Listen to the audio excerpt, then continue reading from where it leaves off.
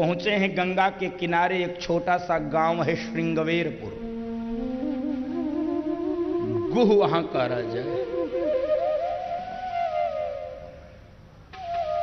गुह आया है, दौड़कर भगवान के चरणों में गिरना चाह रहा है। भगवान उसको अपने हृदय से लगाए। गुह, तेरा स्थान मेरे चरणों में नहीं भैया, तेरा स्थान मेरे हृदय में है। और बंधुओं माताओं, यहां पर पुनः राम राज्य की आधारशिला रखी जा रही, जहां पर एक अखिल कोटि ब्रह्मांड का नायक एक सामान्य से व्यक्ति को गले से लगाकर उसको बड़प्पन दे रहा है। यहां पर राम राज्य की आधारशिला रखी। गुह ने कहा, प्रभु यहां तक आ गए हो तो मेरे नगर में प्रवेश करो। और जैसे ही गुह ने कहा नगर में प्रवेश करो, लक्ष्मण जी ने कहे, सुनो, है इतना क्यों बोलते हो? क्यों? तेरा एक छोटा सा गांव भी नहीं है, नगला भी नहीं है, पुरवा भी नहीं है, माजरा भी नहीं है, टोला भी नहीं है, छोटे से गांव को तू कहता है नगर? नगर तो मेरी अयोध्या है। गुह को हंसी आ गई। गुह ने कहा, लक्ष्मण जी थोड़ा संशोधन कर लीजिए। संशोधन है? हाँ।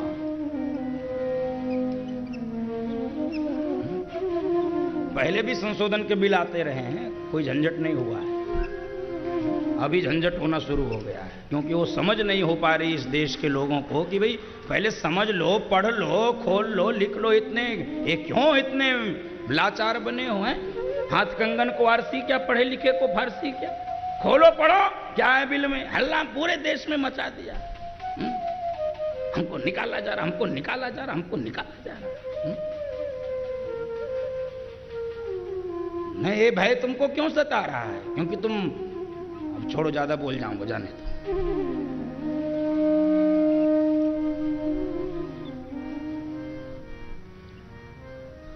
गुह ने कहा, संशोधन करिए लक्ष्मण जी, अब आप का नगर नगर नहीं है, मेरा गांव अब नगर हो चुका है। लक्ष्मण जी ने कहा, किस नगर पालिका ने तुझे सर्टिफिकेट दे दिया कि तेरा गांव अब नगर हो गया है? गुह ने कहा, मेयर अयोध्या में बैठी है। अयोध्या में? हाँ।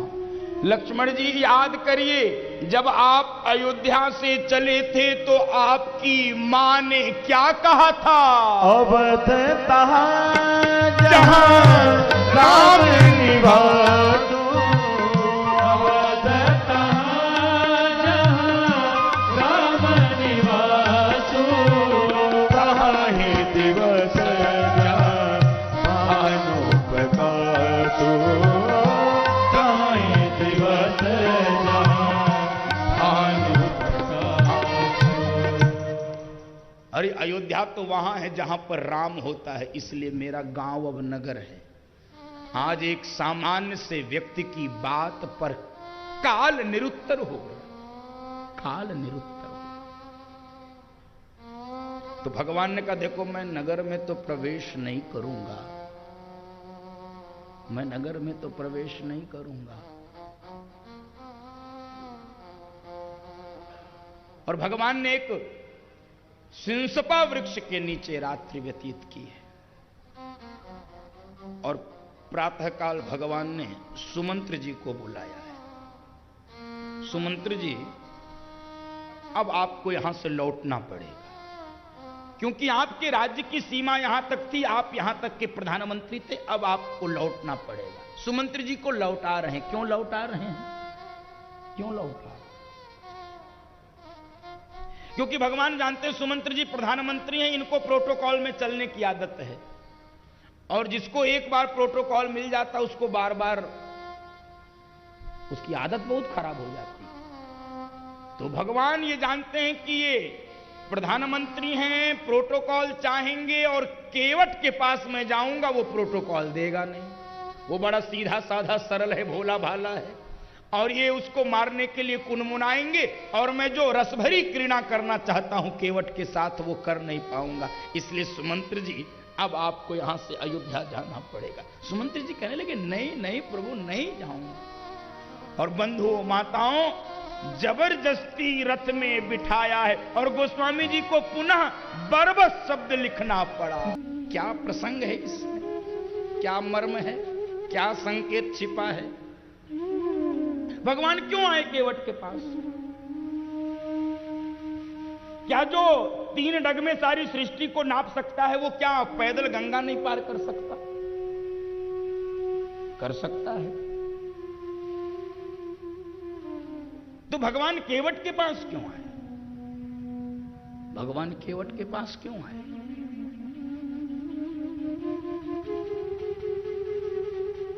क्योंकि भगवान ये हम सब के लिए संकेत करना चाहते थे, बंधुओं माताओं, कि हम बहुत बड़े बड़े लोगों के यहां तो जाते हैं, कभी छोटे लोगों के यहां भी जाओ। मेरी बात थोड़ी अटपटी लगेगी, लेकिन सुनो।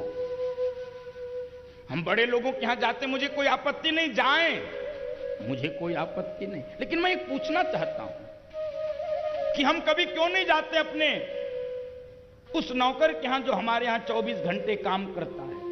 हम क्यों नहीं बर्तन मलने वाली मेहरी की बेटी की शादी में जाते हैं? हम क्यों नहीं अपने घर पे, अपने द्वार पर खटने वाले मजदूर के घर में जाते हैं? क्यों नहीं जाते?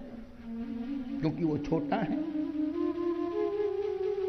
बंधुओं माताओं, कभी छोटे लोगों के यहां जाइए, मैं निवेदन कर रहा हूं। मेरी बात थोड़ी अटपटी लगेगी, क्षमा करना।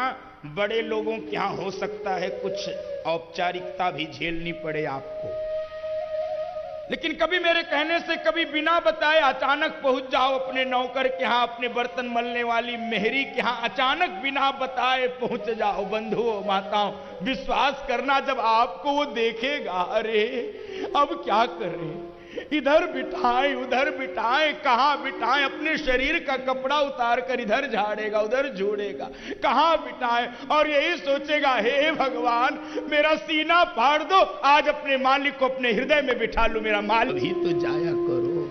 केवट भैया, हमको गंगा पार करा।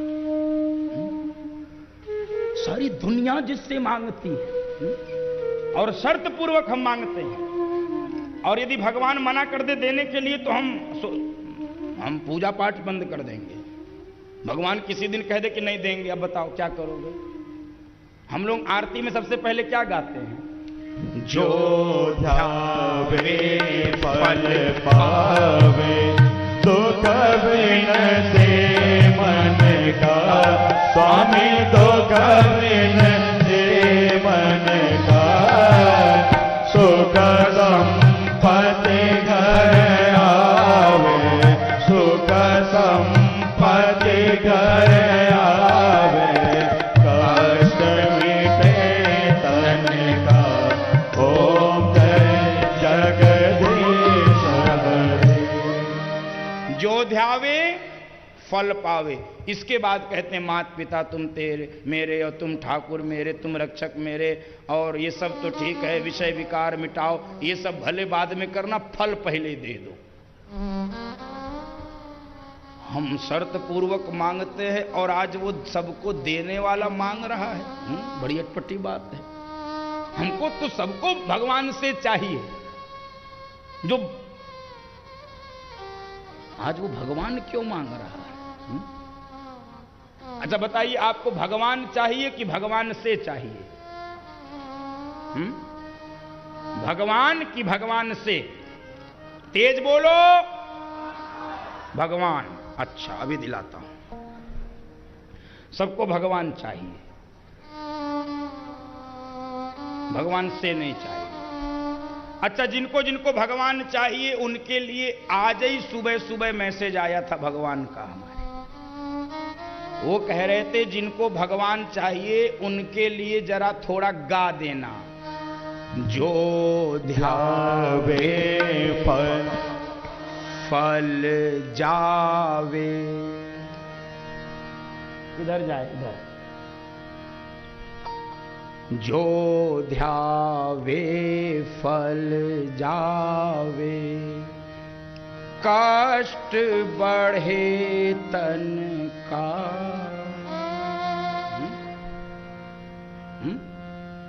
सुख बिन से मन का, असुख संपत्ति सब पड़ोसी क्या जाए।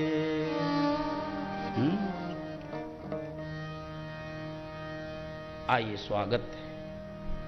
आदरणीय श्री शिव प्रकाश जी, सह संगठन मंत्री भारतीय जनता पार्टी, आपका स्वागत है। मिशन के आप सहयोगी हैं। आदरणीय कौशल जी, प्रांत प्रचारक जी का स्वागत है, अभिनंदन है।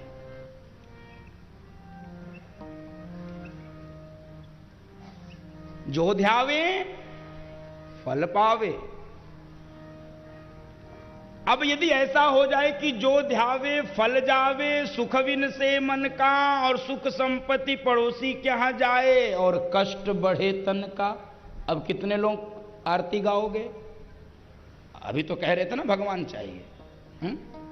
फेंक आओगे उठा के ठाकुर जी को गोमती में, तुम यहीं रहो, हमको नहीं कुछ करना है।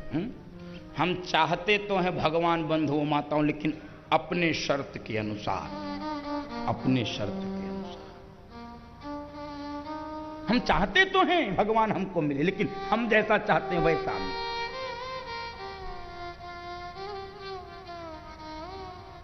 इसीलिए भगवान केवट के पास आ गए हैं मांगने कि केवट, ए भैया हमको अपनी नाव से गंगा पार करा दो। सीधे मना कर दिया, नहीं पार। मागी नाव न केवटु आना।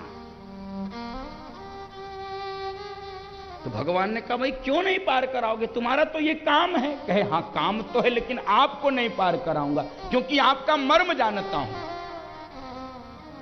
मर्म जानते हो? भगवान लक्ष्मण जी की तरफ देख के कहने लगे, ये केवट कह रहा मैं मर्म जानता हूं। मास दिवस कर दिवस भा मर्म न जाने कोई। एक मास तक अयोध्या में कोई मर्म नहीं जान पाया, और ये कह रहा मैं मर्म जानता हूं। भगवान शंकर उमा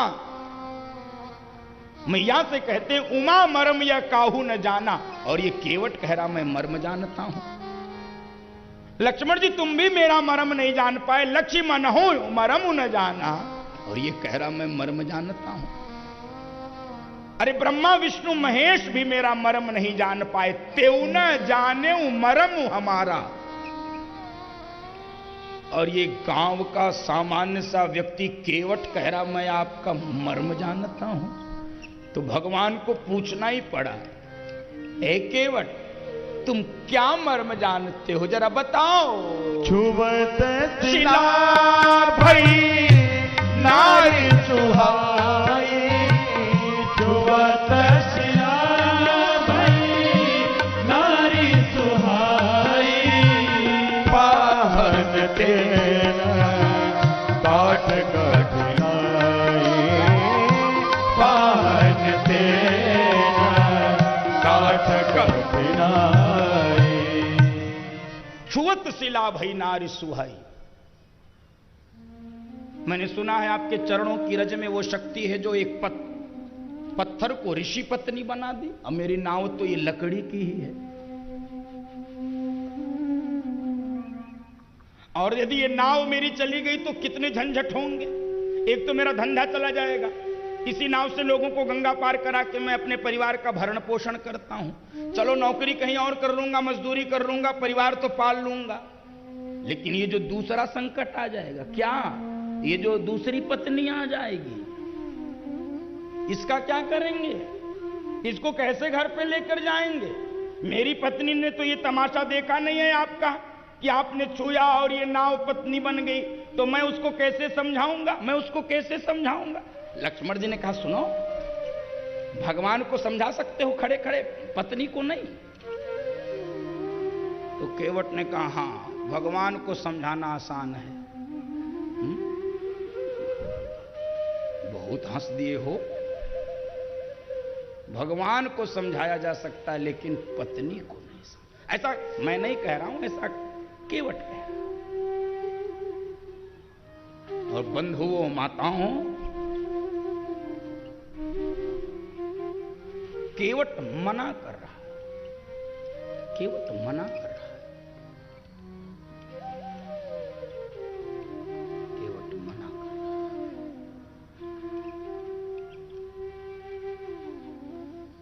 और बंधुओं माताओं, एक मर्म तो ये हम सब जानते हैं कि भगवान के चरणों की रज में वो शक्ति है जो पत्थर को भी ऋषि पत्नी बना सकती है। लेकिन एक मर्म और इसमें छिपा हुआ है, मैं उसका दर्शन कराना चाहता हूं। वो मर्म हम सबके मतलब का मर्म है। हम भक्त मार्गियों के लिए, भक्ति मार्गियों के लिए वो अर्थवान है। वो क्या है? केवट सोच रहा था भगवान मेरे पास कैसे आ गए, मेरे पास कैसे आ गए। इसलिए बंधुओं माताओं, भगवान को कभी खोजने मत जाइए, भगवान को कभी खोजने मत जाइए। भगवान खोजने से नहीं मिलेगा। कहां खोजोगे? नाहम वसामि वैकुंठे योगी नाम हृदये न च। कहां ढूंढोगे? कोई उसका स्थायी पता है, कोई ठिकाना है? कहां ढूंढोगे? भगवान को कभी खोजने मत जाइए, यात्रा गलत हो जाएगी, विपरीत हो जाएगी, समय नष्ट होगा, ऊर्जा व्यर्थ होगी। भगवान खोजने से नहीं मिलता है। जैसे चोर कभी चोरी करने के बाद पुलिस को नहीं खोजता है, पुलिस ही चोर को खोजते खोजते उसके ठिकाने पर पहुंचती है और चोर को पकड़ती। भगवान को खोजने मत जाइए। कहां खोजोगे? परेशान हो जाओगे, नहीं खोजो।